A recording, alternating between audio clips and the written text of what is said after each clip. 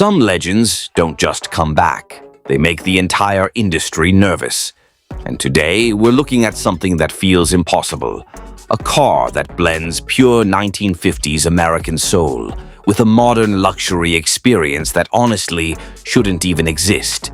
This is the 2026 Chevrolet Bel Air. Yeah, you heard that right. The Bel Air is back.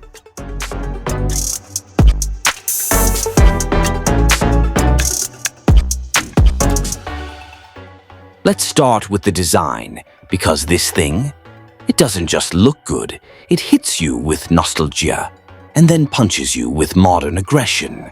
From the front, you instantly recognize that classic Bel Air DNA.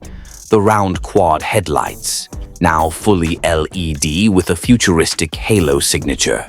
That wide chrome grille, clean, horizontal, bold, but now sharper and more refined. And then the stance, low, wide, muscular. This isn't your grandfather's Bel Air anymore. This is what happens when retro meets performance culture. Move to the side. And this is where things get really interesting. That iconic long body silhouette is still here, but now paired with modern proportions. Bigger wheels, lower ride height, and a much more aggressive presence. You've got those subtle chrome lines running through the body, a direct tribute to the original, but reinterpreted in a way that feels premium, not outdated. This car doesn't try to be old, it evolves it. And then, the rear.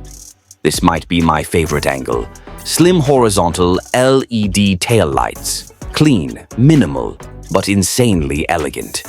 That Bel Air badge sitting proudly, like a reminder of what this car represents.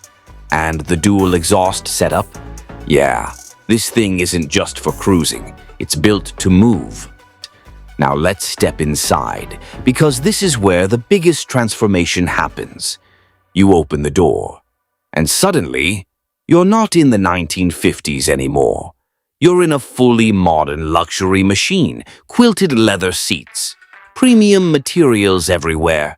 And that dashboard, it's a perfect fusion of retro and tech. You still get analog-style gauges, but combined with a digital interface. A wide infotainment screen seamlessly integrated into the dash. Navigation, connectivity, everything you expect in 2026. And that steering wheel, classic design, chrome accents, but hiding modern controls. This is how you do retro right.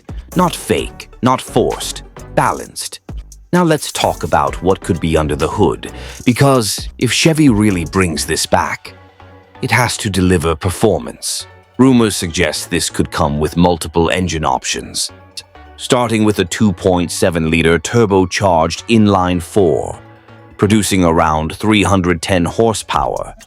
But let's be real, that's not what people want. The real excitement, a 6.2-liter V8, pushing somewhere around 450 to 500 horsepower.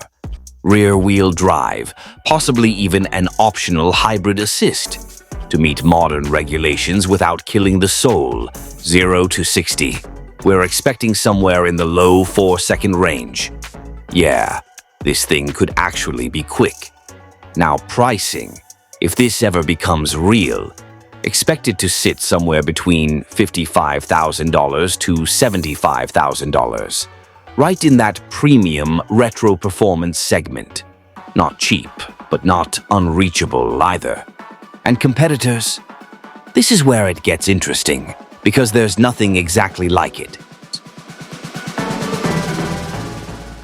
But it would likely go up against cars like the Dodge Charger, the Ford Mustang, and maybe even something like the Chrysler 300 if it comes back. But here's the thing. None of those cars carry the same heritage, the same visual identity, or the same emotional weight as the Bel Air. So the real question is, should Chevrolet actually build this? Because if they do, this won't just be another car launch. This will be a statement, a reminder that the past doesn't have to stay in the past, and honestly, If this becomes real, this might be one of the coolest cars of the decade.